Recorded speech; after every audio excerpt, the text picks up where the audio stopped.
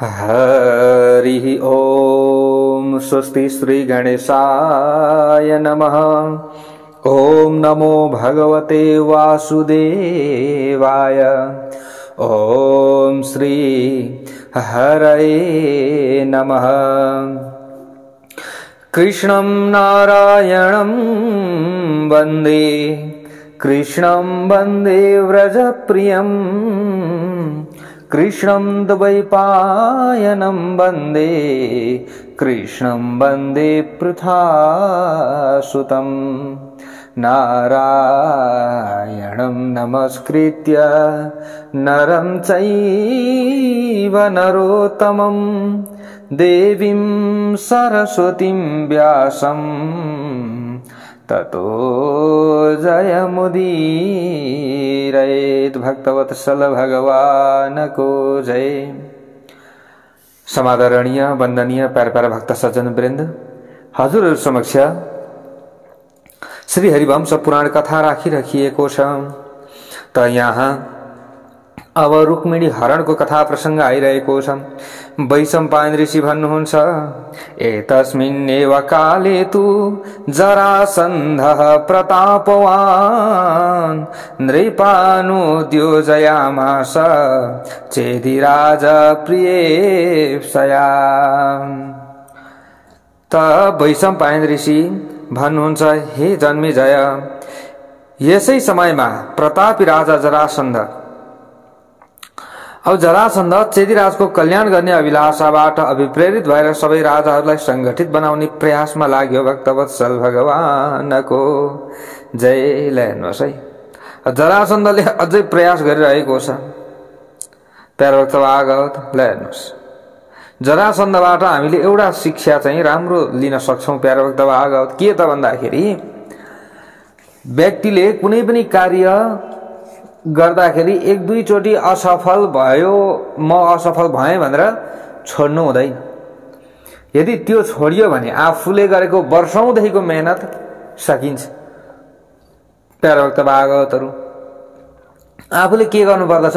निरन्तर प्रयास गरिरहनु पर्दछ। ल हेर्नुहोस् है, 17-18 पल्ट जरासन्धले प्रयास गरेको होइन त, 18औं पल्टको पालीमा अब जरासन्धलाई चाहिँ लाग्यो मैले जितेँ भन्ने। प्यारो भक्त भागवत, तर भगवान स्वयंले छोड्दिनु, किनभने बारम्बार उसले त कर्म गरिरहेको छ नि त, हैन? बारम्बार उ लागि परिरहेको छ भने उसले गरेको कर्मबाट उसलाई नैरस्यता पनि उत्पन्न होला। त्यसैले लौ त ठिकै छ भनेर एकचोटि उहाँले हारिदिनु भएको थियो। त प्यारो भक्त भागवतहरु, अब यहाँ हेर्नुहोस् है, जरासन्धले अब फेरि सबै राजाहरूलाई संगठित बनाउने प्रयासमा लाग्यो। यसै सिलसिलामा उसले सबैतिर राजा भीष्मककी पुत्री रुक्मिणीको विवाह राजा शिशुपालसँग हुन लागेको छ र यसमा सुनका आभूषणहरू मात्र उपयोग हुनेछन् भन्ने हल्ला फिजाइदियो। जो सैकरणौं मायाहरूको ज्ञान भएका एवं त्यसको कुशलतापूर्वक प्रयोग गर्न सक्षम अनि युद्धमा हजारौं आँखा भएका देवराज इन्द्र जस्तै पराक्रमी थिए। दन्तवक्त्रका सुपुत्र अत्याधिक तेजस्वी सुवक्त्रलाई प्राथमिकतापूर्वक जरासन्धले बोलायो। यसैगरी जरासन्धले जो अलग्गै एक अक्षौहिणी सेनाका अधिपति थिए, ती पौण्ड्रक वासुदेवका अत्यन्त शक्तिशाली र पराक्रमबाट सम्पन्न भएका पुत्र वसुदेवलाई पनि विशेष रूपमा दबाब दिएर बोलाएको थियो। यसरी बताइएको छ यहाँ।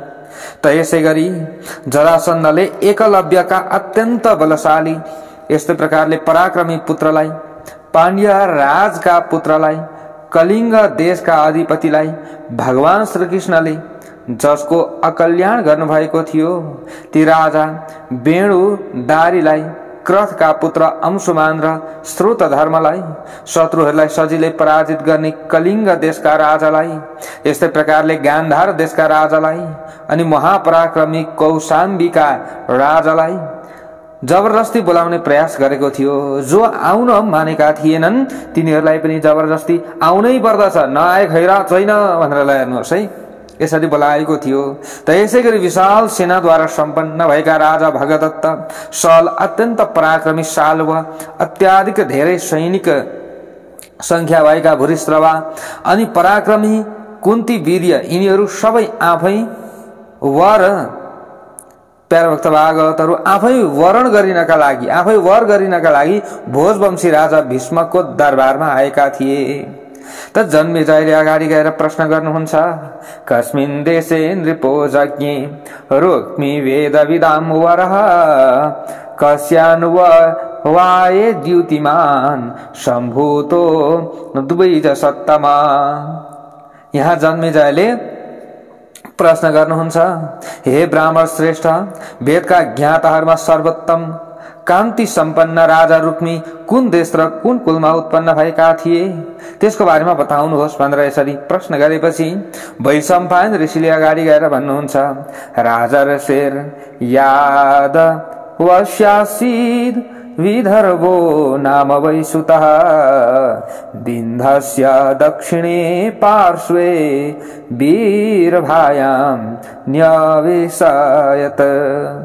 यहाँ यसरी बताइएको छ। यहाँ भन्नुहुन्छ, हे राजन, राजर्षि यादवका विदर्भ नाम भएका एउटा पुत्र थिए जुन विन्ध्याचल पर्वतको दक्षिण भागमा रहेको विदर्भ नगरीमा बस्दथे। विदर्भका क्रथ, कैशिका आदि धेरै अत्यन्तै शक्तिशाली पुत्रहरू थिए जो पराक्रम सम्पन्न अनि अलग अलग वंशका प्रवर्तक आरम्भकर्ता राजा थिए। यसै गरी राजर्षि यादवकै वंशमा भीमबाट वृष्णिवंशी राजाहरू यहाँनिर उत्पन्न भएका थिए भनेर बताइएको छ। क्रथका वंशमा अंशुमान र कैशिकका वंशमा भीष्मक उत्पन्न भए। यिनी भीष्मकलाई नै सबै राजाहरूले हिरण्य रोमा तथा विन्ध्याचलको दक्षिणका ईश्वर भन्दछन्, जसले कुन्दिनपुरमा बसोबास गरेर अगस्त्य मुनिद्वारा सुरक्षित दक्षिण दिशामा शासन गरेका थिए।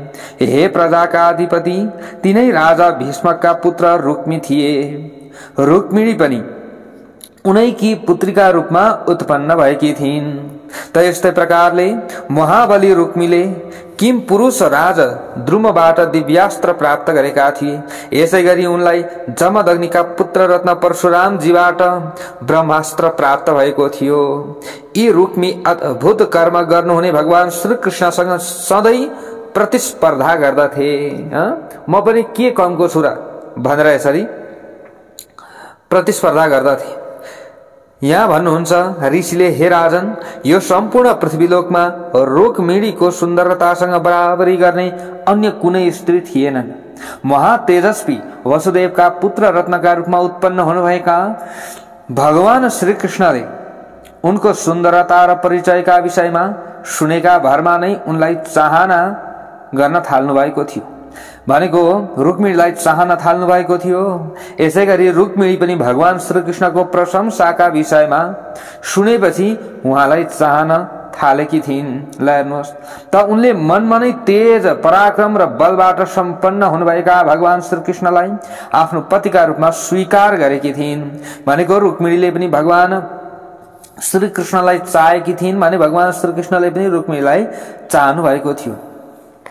आफै अत्यन्तै शक्तिशाली भएको घमण्ड गर्ने जो रुक्मी थियो, रुक्मी भगवान श्रीकृष्णसँग द्वेष भाव राख्दथ्यो। यसैले उसले भगवान श्रीकृष्णलाई आफ्नी बहिनी दिन अस्वीकार गरिदियो। त भगवान श्रीकृष्णद्वारा कंसको वध भएको समाचार सुनेर ऊ अत्यन्तै चिन्तित भएको थियो। उसले सधैँ भगवान श्रीकृष्ण कंसको विद्रोही भएको सोच्दथ्यो। त यसैले उहाँले माग्नु भए पनि रुक्मीले असीमित तेजस्वी भगवान श्रीकृष्णलाई रुक्मिणी दिएन। त पृथ्वीपति जरासन्धले चेदी देशका राजा सुनिथका पुत्र शिशुपालका लागि अत्यन्त पराक्रमी भीष्मकसँग उनकी पुत्री रुक्मिणीको हात मागेको थियो। ल हेर्नुहोस् त, चेदी राज उपरिचर भनेको चाहिँ के हो त भन्दा माथि उड्ने वा हिँड्नेलाई के भनिन्छ? उपरिचर भनिन्छ। त चेदीराज उपरिचर वसुको एउटा पुत्रको नाम बृहद्रथ थियो, जसले प्राचीन कालमा मगध देशमा गिरिब्रज नाम भएको नगर निर्माण गराएका थिए। उनैको वंशमा अत्यन्तै शक्तिशाली जरासन्ध उत्पन्न भयो। उपरिचर वसुकै वंशमा त्यस समयमा दमघोष उत्पन्न भएका थिए, जो चेदी देशका राजा थिए। यसरी बताइएको छ, दमघोषस्य पुत्रास्तु पंच भीम पराक्रमः भगिन्यां वसुदेवस्य श्रुतस्रवसि जगिरे। त यस्तै प्रकारले दमघोषका 5 वटा भयानक पराक्रमी पुत्रहरू थिए, जुन वसुदेव की बहिनी श्रुतस्रवाका गर्भबाट उत्पन्न भएका थिए। त यिनीहरूको नाम शिशुपाल, दशग्रीव, रैभ्य, उपदिश र बलि रहेको थियो।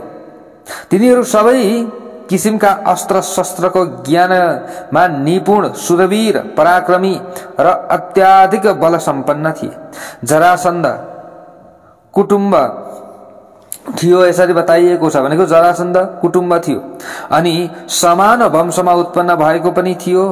यसैले सुनित अर्थात दमघोषले आफ्नो पुत्र शिशुपाल उसलाई दिएका थिए, यसरी बताइएको छ। अर्थात शिशुपाललाई जरासन्धको सहयोगी बनाइदिएका थिए। जरासन्धले पनि शिशुपाललाई आफ्नै छोरो जस्तै सम्झन्थ्यो र उसको संरक्षण गर्दथ्यो।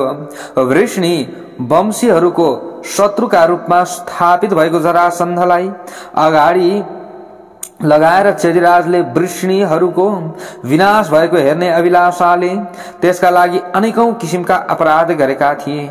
यसै गरी कंस जरासन्धको ज्वाइँ थियो, यसरी बताइएको छ।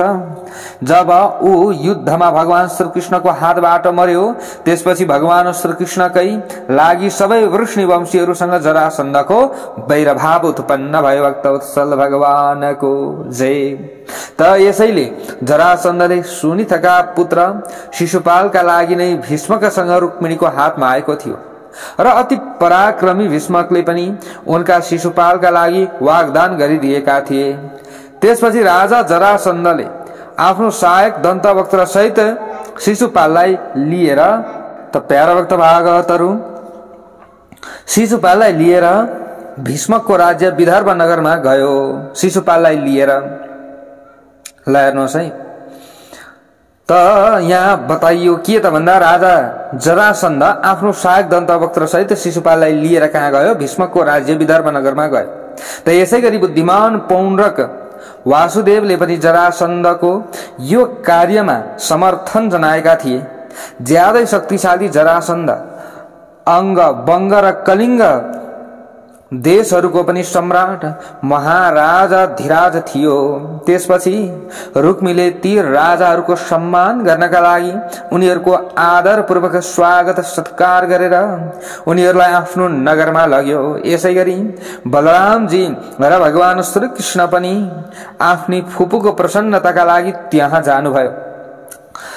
त यसका साथै अन्य शक्तिशाली वृष्णि वंशी वीरहरू पनि रथमा सवार भएर त्यहाँ गए।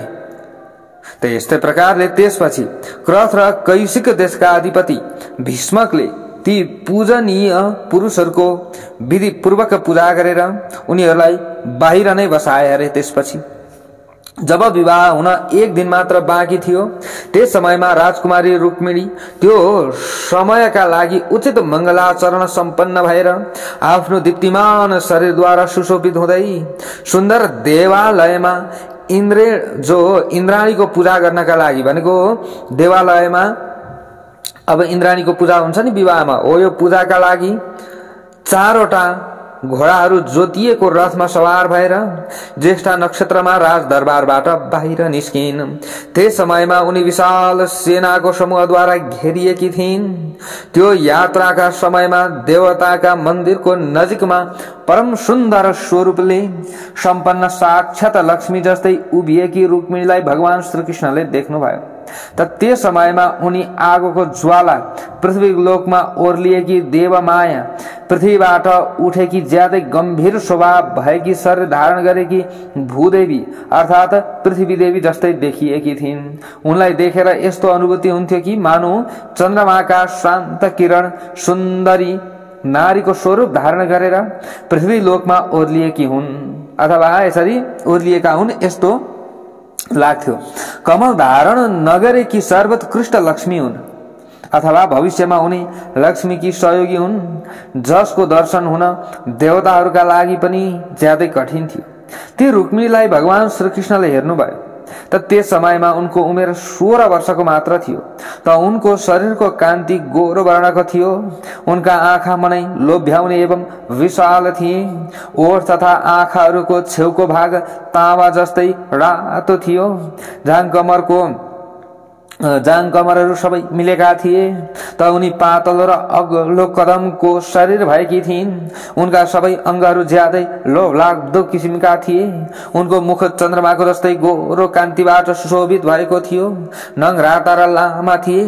आँखी भौँ सुन्दर थियो। शिरको कपाल कालो र घुँघुरो परेको थियो। त उनी स्वरूपको दृष्टिकोणमा अत्यन्त काम वासना सम्पन्न थिइन्। भनेको अत्यन्त काम वासना उत्पन्न गराउनका लागि सम्पन्न थिइन्, यसरी बताइएको छ। प्यारा भक्त भागवतहरू यसै गरी रूप यश र शोभाको दृष्टिकोणमा यो संसारमा उनी जस्तै अर्को कुनै युवती थिइनन्। सेतो रेशमी साडी लगाएकी ती राजकुमारी रुक्मिणी रूपवती देवी जस्तै देखिएकी थिइन्। जसरी घिउको आहुति लगाएपछि आगोको ज्वाला प्रज्वलित हुन्छ, त्यसै गरी ती अति सुन्दरी राजकुमारीलाई देखेपछि भगवान श्रीकृष्णको मनमा उनलाई प्राप्त गर्ने कामना वा अभिलाषा अत्याधिक रूपमा बढेर गयो। त उहाँले आफ्नो हृदय उनैलाई समर्पण गरिदिनु भयो। प्यारा भक्त भागवतहरू भगवान श्रीकृष्णले आफ्नो हृदय समर्पण गरिदिनु भयो। त्यसपछि सर्वशक्ति सम्पन्न भगवान श्रीकृष्णले वृष्णिवंशीहरूसँग सल्लाह गर्नुभयो र बलरामजीसँग आफ्नो कर्तव्यको निश्चय गरिसकेपछि रुक्मिणीलाई हरण गर्ने विचार गर्नुभयो। त यसै अवस्थामा रुक्मिणी देवताको पूजा गर्ने कार्य सम्पन्न गरिसकेर मन्दिरबाट बाहिर निस्किन लागिन्। त्यसै समयमा अकस्मात त्यहाँ पुग्नु भएर भगवान श्रीकृष्णले उनलाई आफ्नो बाहुमा उठाउनु भयो र आफ्नो उत्तम रथमा पुर्याइदिनु भयो, यसरी बताइएको छ। अर्कातिर बलरामजीले पनि एउटा रुख उखेलेर आक्रमण गर्न आइलाग्ने शत्रुहरूलाई त्यसैले हिर्काएर संहार गर्नुभयो। त त्यस समयमा बलरामजीको आज्ञा पाएपछि सबै यदुवंशी वीर युद्ध गर्नका लागि पूर्ण रूपमा तयार भए। तिनीहरू अग्ला एवं विशाल ध्वजाहरूले सिंगारिएका विभिन्न किसिमका रथहरू, घोडाहरू र हात्तीहरूद्वारा बलरामजीलाई चारैतिरबाट घेरेर उभिए। त्यसपछि सर्वशक्ति सम्पन्न भगवान श्रीकृष्ण युद्धको सम्पूर्ण जिम्मेवारी बलरामजी तथा सात्यकीलाई सुम्पिएर रुक्मिणीलाई साथमा लिएर अत्यन्त शीघ्रतापूर्वक द्वारकापुरीतिर लाग्नुभयो।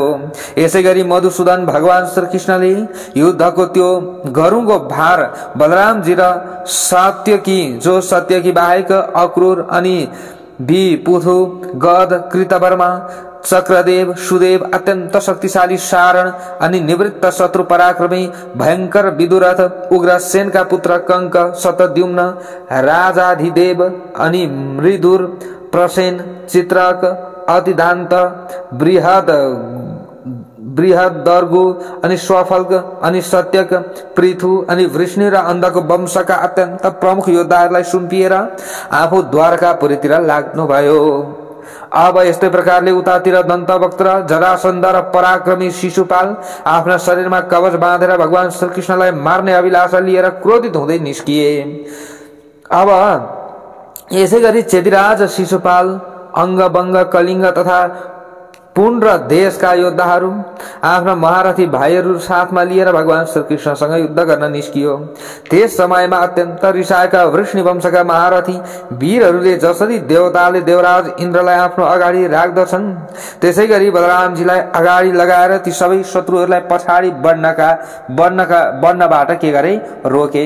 त्यो लडाईँको मैदानमा अत्यन्त तीव्र गतिमा अगाडि बढिरहेको महाबली जरासन्धलाई सात्यकीले 6वटा फलामका बाण प्रहार गरेर घायल बनाइदिए। यसै गरी अक्रूरले दन्तवक्त्रलाई 9वटा बाणले छेडिदिए। त्यसपछि करुष देशका राजा दन्तवक्त्रले 10वटा ज्यादै तीव्र गति भएका बाणहरूले अक्रूरलाई छेडिदिए, आफूलाई छेडेको बदला लिए। त्यसपछि त यसै गरी विपृथुले 7वटा बाणहरूद्वारा शिशुपाललाई घायल बनाइदिए। त्यसपछि प्रतापी शिशुपालले 8वटा बाणहरूद्वारा विपृथुलाई क्षत विक्षत बनाइदिए। त्यसपछि गवेषणले 6वटा अनि अतिदान्तले 8वटा र बृहत दुर्गले 5वटा बाणहरू प्रहार गरेर चेदिराज शिशुपाललाई ज्यादै पीडित बनाइदिए। यसरी बताइएको छ प्यारोक्त भागवत। यसपछि शिशुपालले पनि तिनीहरू सबैलाई 5वटा बाणहरूले घायल बनाइदिएर बदला चुकायो। त्यस पछाडि अनि यस्तै प्रकारले 4वटा बाणहरूद्वारा विपृथुका 4वटा घोडाहरूलाई पनि के गरिदियो, मारिदियो। यसरी बताइएको छ। यसबाहेक शत्रुको विनाश गरिदिने शिशुपालले एउटा भाला चुच्चाको पछाडिको भाग चौडा र तीखो भएको काँड विशेष जुन भाला हुन्छ त्यो भालाले बृहत दुर्गको शिर काटिदियो र गवेषणको सारथीलाई यमलोकमा पुर्याइदियो। भक्तवत्सल भगवानको जय जय होस्। हेर्नुहोस् त त्यसपछि अत्यन्त शक्तिशाली पराक्रमी विपृथु घोडाविहीन भएको रथलाई परित्याग गरेर अति चाँडो बृहत दुर्गको रथमा चढे। यसपछि विपृथुको सारथी पनि तुरुन्तै गवेषणको रथमा गएर बस्यो र त्यसका अत्यन्त तीव्र गति भएका घोडाहरूलाई नियन्त्रण गर्ने प्रयासमा लाग्यो। त्यसपछि उनले अत्यन्त रिसाएर धनुष र बाण हातमा लिएर रथ हिँड्ने बाटोमा नृत्य गरे जस्तै गरी सुनितका पुत्र शिशुपालमाथि बाणहरूको वर्षा गराउन थाले। त्यसपछि चक्रदेवले पंखा भएको बाण प्रहार गरेर दन्तवक्त्रको छाती छेडिदिए। यसै गरी 5वटा बाणहरू प्रहार गरेर उनले त्यो युद्धमा षड रथलाई पनि घायल बनाइदिए। त्यसपछि तिनीहरू दुवैले पनि तीखो धार भएका 10वटा मर्मभेदी बाणहरूको प्रहार गरेर चक्रदेवलाई गहिरो चोट पुर्याइदिए। यसै गरी शिशुपालको भाइ बलिले पनि चक्रदेवमाथि 10वटा बाण प्रहार गर्यो। त्यसपछि उसले टाढैबाट 5वटा बाणहरू प्रहार गरेर विदुरथलाई पनि घायल बनाइदियो। विदुरथले पनि 6वटा अत्यन्त तीखा बाणहरू प्रहार गरेर त्यो युद्धमा बलिलाई पूर्ण रूपमा विचलित बनाइदिए। त्यसपछि बलिले अत्यन्त शक्तिशाली विदुरथमाथि 30वटा बाण प्रहार गर्यो। अर्कातिर कृतवर्माले युद्धमा पौण्ड्रक वासुदेवका पुत्रलाई 3वटा बाणहरू प्रहार गरेर घायल बनाइदिए। यसका साथै उसको सारथीलाई पनि मारिदिए र अग्लो ध्वजा काटेर झारिदिए। त्यसपछि अत्यन्तै रिसाएका पौण्ड्रले 6वटा बाणहरू प्रहार गरेर त्यसको बदला चुकायो र एउटा भालाले कृतवर्माको धनुष काटिदियो। यसपछि घेरिएको शत्रुले अत्याधिक धेरै तीखो बाण प्रहार गरेर कलिङ्ग राजलाई छेडिदिए। त्यसपछि कलिङ्ग राजले एउटा तोमर भनेको गाँडसी प्रहार गरेर उसको काँधमा घाउ बनाइदिए। यसपछि कंकले हात्तीका माध्यमद्वारा आक्रमण गरेर अंगराजको हात्ती र अंगराजलाई पनि गणासी प्रहार गरेर घायल बनाइदिए। त्यसपछि अंगराजले पनि अनेकौं बाणहरूद्वारा कंकलाई घाइते बनाइदिए। यसै गरी अर्कातिर चित्रक स्वाफलक महारथी सत्यकले कलिङ्ग राजको सेनालाई 100वटा बाणहरूले छिन्न भिन्न बनाइदिए। त्यसपछि अत्याधिक मात्रामा रिसाउनु भएका बलरामजीले एउटा पात नभएको रुख प्रहार गरेर युद्धको मैदानमा वंगराजको हात्ती र वंगराजलाई पनि कालको मुखमा अर्थात यमलोकमा पुर्याइदिनु भयो। यसरी वंगराजको वध गरिसकेपछि अतुलनीय पराक्रमी बलरामजीले धनुष हातमा लिएर रथमा सवार भएर ज्यादै डर लाग्दा बाणहरूद्वारा धेरै कैसिकहरूको संहार गर्नुभयो। यसरी बताइएको छ। त यस्तै प्रकारले त्यसपछि अत्यन्तै रिसाउनु भएका पराक्रमी बलरामजीले 6वटा बाणहरू प्रहार गरेर करुष देशका अनेकौं महाधनुर्धरहरूको वध गर्दै मागधहरूको विशाल सेनाहरू मध्ये छानिएका 100 वीरहरूलाई यमलोकमा पुर्याइदिनु भयो। यसरी तिनीहरू सबैको संहार गरिसकेपछि महाबाहु बलरामजी जरासन्धमाथि जाइ लाग्नु भयो। यसरी बलरामजी आफूतिर आइरहनु भएको देखेपछि जरासन्धले 3वटा बाण प्रहार गरेर उहाँलाई घायल बनाइदियो। त्यसपछि मुसल धारण गर्नुहुने बलरामजीले अत्याधिक मात्रामा रिसाएर 8वटा बाणहरू प्रहार गरेर जरासन्धलाई क्षत विक्षत बनाइदिनु भयो र उसको सुवर्ण भूषित ध्वजालाई एउटा भालाले काटेर झारिदिनु भयो। यसपछि बाणहरूको वर्षा गराउँदै र एकले अर्कालाई हिर्काउँदै यी दुवै वीरहरूका बीचमा देवता र असुरको जस्तै अत्यन्त डरलाग्दो युद्ध हुन थाल्यो। यसपछि अत्यन्तै रिसाएका क्रोधले परिपूर्ण भएका हजारौं हात्तीहरूसँग रथहरूसँग चाहिँ रथकै अनि रिसको आवेगले सम्पन्न भएका घोडामा सवार भएका घोडै सवार भएका योद्धाहरूसँग युद्ध गर्न थाले। भनेको हात्तीमा चढेका हात्तीमा चढेकाहरूसँग, रथमा चढेकाहरूले रथमा चढेकाहरूसँग, पैदल भएकाले पैदल भएकैसँग युद्ध गर्न थाले। आफ्ना हातहरूमा शक्ति, ढाल र तरबार लिएका वीर पैदलहरूसँग लडाईँ गर्दथे र उनीहरूको टाउको काट्दै युद्धमा अलग अलग घुम्न थाले। यसैगरी कवचहरूमाथि प्रहार गरिएका अथवा वज्रिएका तरबारहरू, वर्षिरहेका वाणहरूको ठूलो शब्द पक्षीहरू चिच्याइएको जस्तै सुनिन्थ्यो त्यो समयमा। त त्यो युद्धको मैदानमा मनस्वी वीरहरूले आफ्नो धनुषको ताँदो खिचिएको र शस्त्रहरू एक आपसमा ठोकिँदा निस्किएको शब्दले भेरी, शंख, मृदंग र बेणुहरूको ध्वनिलाई ढाकिदिन्थ्यो। भनेको ती भेरीहरू बजेको आवाज सुनिँदैनथ्यो, त्यस्तो आवाज निक्लिरहेको थियो। वैशम्पायन ऋषि भन्नुहुन्छ, कृष्णेन ह्रियमाणं ताम रुक्मी श्रुत्वा तो रुक्मिणी। हे जन्मेजय, जब रुक्मीले भगवान श्री कृष्णले रुक्मिणीलाई हरण गरेर लानु भएको समाचार सुनियो नि, त्यस पछाडि अत्यन्त रिसाएर भीष्मका अगाडि नै यस्तो प्रतिज्ञा गर्यो अरे कि रुक्मीले भन्यो, म तपाईहरू सबैका अगाडि भगवान श्री कृष्णको वध गरेर रुक्मिणीलाई फिर्ता नल्याइकन यो कुन्दिनपुरमा प्रवेश नगर्ने सत्य प्रतिज्ञा गर्दछु। रुक्मीले यसरी प्रतिज्ञा गर्यो। यस किसिमको प्रतिज्ञा गरिसकेपछि अत्याधिक मात्रामा रिसाएको वीर रुक्मी प्रचण्ड अस्त्र शस्त्र र अग्लो ध्वजाबाट सुशोभित भएको रथमा सवार भएर विशाल सेना आफ्नो पछाडि लगाएर अत्यन्त तीव्र गतिमा अगाडि बढ्यो। यसैगरी दक्षिण भारतका धेरै राजाहरू, क्रथका पुत्र अंशुमान, सुतर्वा, पराक्रमी वेणुधारी पनि उसको पछि पछि लागे। त भीष्मका अन्य पुत्रहरू पनि जो रथीहरूमा सर्वश्रेष्ठ थिए रथमा सवार भएर रुक्मीसँगै गए। अनि क्रथ कैशिक देशका सबै मुख्य महारथीहरूले पनि रुक्मीलाई साथ दिए। धेरै लामो बाटो हिँडिसकेपछि अति रिसाएका तिनीहरूले भगवान श्रीकृष्ण नर्मदा नदीको तीरमा आफ्नी प्रेयसी रुक्मिणीसँग आनन्दपूर्वक बसिरहनु भएको देखे। रुक्मीलाई आफ्नो बलको अत्यन्तै घमण्ड थियो, यसैले उसले आफूसँग आएका सबै सेनाहरूलाई एक ठाउँमा बस्ने आज्ञा दिएर दुवै रथ, भनेको दुई जनाले आफ्नो रथमा चढेर गर्ने लडाईँलाई दुवै रथ भनिन्छ, यही दुवै रथ युद्ध गर्ने अभिलाषा लिएर आफैले भगवान श्री मधुसूदनमाथि आक्रमण गर्न थाल्यो।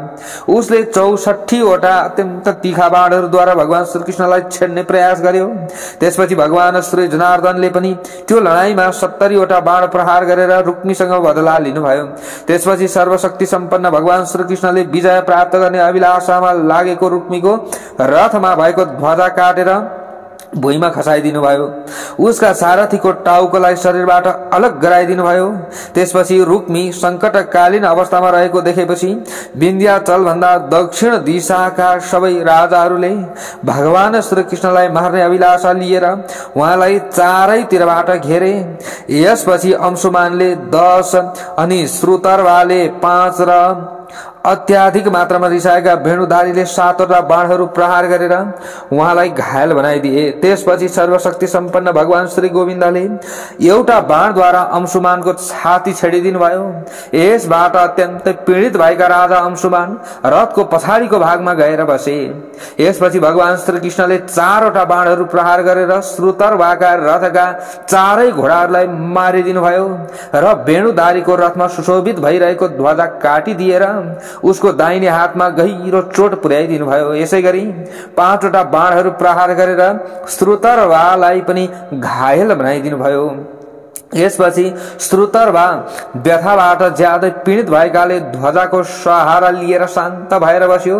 त्यसपछि क्रथ कैशिक देशका सबै मुख्य महारथीहरूले बाणहरूको वर्षा गराउँदै भगवान श्रीकृष्णलाई आक्रमण गरे हरे। वाणांश चिच्छेद यसरी बताइएको छ। यसपछि भगवान श्रीकृष्णले त्यो लडाईँको मैदानमा आफ्ना बाणहरूद्वारा तिनीहरू सबैका बाणलाई काटिदिनुभयो तथा अत्यन्त रिसाएर उहाँले शत्रुहरूका ती वर्षिरहेका बाणहरूलाई नष्ट गरिदिनुभयो। यसपछि पर्वत जस्तै अविचल भावपूर्वक उभिरहनुभएका सर्वशक्ति सम्पन्न भगवान श्रीकृष्णले ज्यादै रिसाएर फेरि 64 वटा तीखा बाणहरूले आफूमाथि आक्रमण गर्ने शत्रु पक्षका अन्य वीरहरूलाई पनि मारिदिनुभयो। त्यसपछि आफ्नो सेना अति व्याकुल भएर भागिरहेको देखेर रुक्मी धेरै रिसायो। उसले 5 वटा तीखा बाणहरूद्वारा भगवान श्रीकृष्णको छातीमा गहिरो चोट पुर्याइदियो। यसका साथै 3 वटा तीखा बाणहरू प्रहार गरेर उहाँको सारथीलाई पनि घायल बनाइदियो र गाँठो झुन्डिएको एउटा बाणले उहाँको ध्वजामा पनि प्रहार गर्यो। त्यसपछि रुक्मीले शीघ्रतापूर्वक बाण चलाइरहेको देख्नु भएपछि भगवान श्रीकृष्ण अत्यन्तै रिसाउनु भयो। यसपछि उहाँले आफ्ना बाणहरूद्वारा रुक्मीलाई घायल बनाइदिनु भयो र विजय प्राप्त गर्ने अभिलाषा लिएको रुक्मीको धनुष पनि काटिदिनु भयो। त्यसपछि पराक्रमी रुक्मी अर्को धनुष हातमा लिएर भगवान श्रीकृष्णलाई मार्ने अभिलाषा लिएर अन्य विभिन्न किसिमका दिव्यास्त्र प्रकट गराउन थाल्यो। त्यसपछि भगवान श्रीकृष्णले आफ्ना अस्त्रहरूद्वारा उसका अस्त्रहरूलाई नष्ट गरिदिनु भयो। यसरी बताइएको छ। यसरी नष्ट गरिदिनु भएर फेरि 3 वटा बाणहरूद्वारा उसको धनुष र रथको धुर काटिदिनु भयो।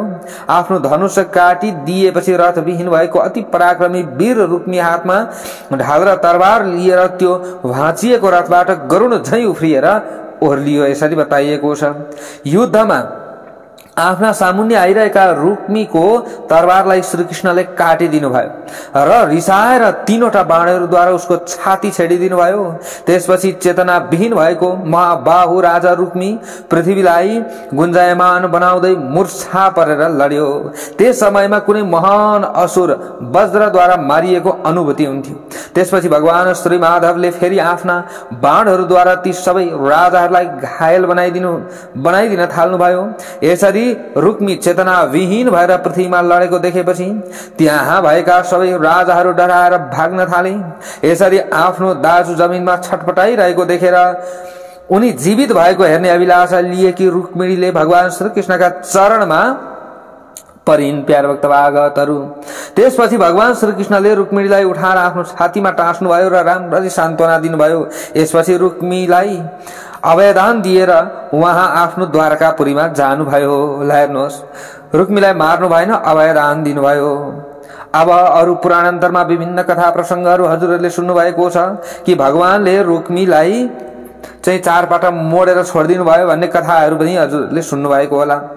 यसैगरी वृष्णि वंशीहरू पनि जरासन्ध अनि अन्य राजाहरूलाई पछाडि हट्न बाध्य बनाएर हर्षले अत्यन्त प्रफुल्लित हुँदै बलरामजीलाई अगाडि लगाएर द्वारकापुरीतिर हिँडे। यसरी कमलनयन भगवान श्रीकृष्ण द्वारकापुरीमा गइसक्नु भएपछि श्रुतर्वा युद्ध भूमिमा आए अनि रुक्मीलाई रथमा राखेर आफ्नो नगरमा लिएर गए। हेर्नुहोस्, यसपछि अभिमान र घमण्डले सधैँ अत्यन्त उन्मत्त रहने रुक्मीले आफ्नी बहिनीलाई फर्काएर ल्याउन सकेन। यसैले उसको प्रतिज्ञा भङ्ग भयो। यसकारण उसले कुन्दिनपुरमा प्रवेश गर्ने इच्छा गरेन। उसले विदर्भ देशमा आफ्नो बस्नका लागि अर्को अति विशाल नगरको निर्माण गर्यो, जुन यो पृथ्वी लोकमा भोजकटका नामबाट प्रख्यात भयो। त्यो महातेजस्वी वीरले त्यहाँ जबरजस्ती बसेर दक्षिण दिशामा शासन गर्यो र महाबाहु राजा भीष्मक कुन्दिनपुरमा बस्न थाले। यसरी बताइएको छ। जब बलरामजी वृष्णि वंशीहरूका सेना सहित द्वारकापुरीमा पुग्नुभयो, त्यसपछि भगवान श्रीकृष्णले रुक्मिणीसँग विधिपूर्वक विवाह गर्नुभयो। प्राचीन कालमा जसरी श्री रामचन्द्रजी सीताजीसँग र देवराज इन्द्र पुलोम कुमारी सचीसँग अति आनन्दपूर्वक घुमफिर गर्दथे, त्यसै गरी भगवान श्रीकृष्ण प्रसन्न भए कि आफ्नी प्यारी पत्नी रुक्मिणीसँग घुम्न थाल्नुभयो। उनी रुक्मिणी भगवान श्रीकृष्णकी जेठी पत्नी थिइन्। यसरी बताइएको छ। यी परम सुन्दरी रुक्मिणी पतिव्रता, सद गुणवती, रूपवती, शीलवती, अन्य उत्तम गुणहरूले परिपूर्ण थिइन्। यसपछि सबै किसिमको बल र पराक्रमबाट सम्पन्न हुनुभएका भगवान श्रीकृष्णले रुक्मिणीको गर्भबाट अत्यन्त पराक्रमी 10वटा पुत्र उत्पन्न गराउनुभयो, जसको नाम चारुदेशन, सुदेशन, महाबली, प्रद्युम्न, सुसेन, चारुगुप्त, चारुबाहु, चारुबिन्द, सुचारु, भद्रचारु तथा बलवानहरूमा सर्वश्रेष्ठ चारु रहेको थियो। यस बाहेक चारुमती नाम भएकी एउटी कन्या पनि उहाँकी पुत्रीका रूपमा उत्पन्न भएकी थिइन्। यी सबै पुत्र धर्म र अर्थमा निपुण, अस्त्र शस्त्रका ज्ञाता अनि युद्धमा उन्मत्त भएर लड्ने वीर थिए, यसरी बताइएको छ। यसपछि महाबाहु मधुसूदन भगवान श्रीकृष्णले कल्याण स्वरूपा सद्गुणवती अत्यन्तै उत्तम कुलमा उत्पन्न भएका अन्य 8 पटरानीहरूसँग विवाह गर्नुभयो, जसको नाम सूर्यकी पुत्री कालिन्दी, आफ्नै फुपू यहाँनिर बताइएको छ प्याराभक्त भागवतहरू, राजाधिदेवीको गर्भबाट उत्पन्न भएकी अवन्ती देवीकी मित्रबिन्दा, अयोध्याका राजा नग्नजितकी पुत्री सत्या, अनि जाम्बवनकी पुत्री जाम्बवती, अनि रोहिणी जसको अर्को नाम भद्रा पनि थियो। यसै गरी केकय देशका राजाकी पुत्री कैकई पनि भनिन्थ्यो, यसरी बताइएको छ। यिनी श्रीकृष्ण यसरी बताइएको छ, यहाँ कैकई पनि भनेर बताइएको छ, श्रुतकृतिका गर्भबाट जन्मिएकी थिइन्। यसै गरी मद्र राजकी सुशीला, सुलोचना पुत्री अनि मनै लोभ्याउने मुस्कान भएकी जो लक्ष्मणा थिइन्, लक्ष्मणा। यस्तै प्रकारले सत्राजितकी पुत्री सत्यभामा अनि राजा शैब्यकी अति पातली पुत्री गान्धारी, जो रूपमा अप्सरा जस्तै थिइन्। यस बाहेक 16,000 अन्य स्त्रीहरू पनि थिए। अब फेरि यहाँ गान्धारी भन्ने नाम आयो, फेरि ती अर्कै गान्धारी चाहिँ होइन। ल हेर्नुहोस् प्याराभक्त भागवतहरू हजुरहरूले श्रवण गर्नुभएको छ। कथा धेरै, जस्तै यहाँनिर जो धृतराष्ट्र थिए, धृतराष्ट्रकी गान्धारी चाहिँ होइन, फेरि त्यतापट्टि कुरो अब बुझिएन भने त फेरि यहाँ अनेक कुरा हुन्छ प्याराभक्त भागवतहरू। त यसबाहेक 16,000 अन्य स्त्रीहरू पनि थिए। तिनीहरू सबैसँग असीमित पराक्रम हुनुभएका भगवान श्रीकृष्णले एकै समयमा त्यति नै स्वरूप धारण गरेर विवाह गर्नुभएको थियो।